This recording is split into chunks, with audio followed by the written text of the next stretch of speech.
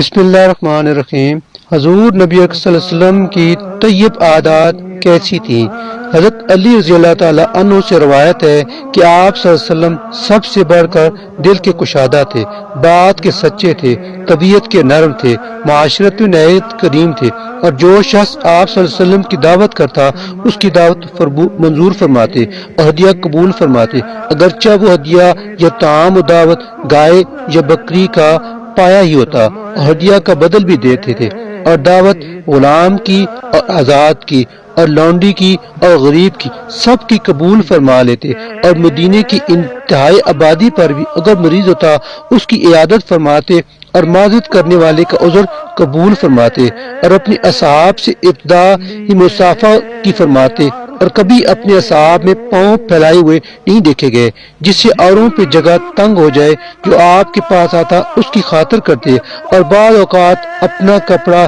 اس کے بیٹھنے کے لیے بچھا دیتے، اور گدا تکیہ خود چھوڑ کر اس کو دے دیتے، اور کسی شخص کی بات بیچ میں نہ کاٹتے، اور تبسم فرمانے میں اور خوش مزاجی میں سب سے بڑھ کرتے، جب تک کہ حالت نزول وحی یا وعظ یا خطبہ کی نہ ہوتی، کیونکہ ان حالتوں میں آپ صلی اللہ علیہ وسلم کو ایک جوش ہوتا تھا جس میں تبسم اور خوش مزاجی ظاہر نہ ہوتی تھی۔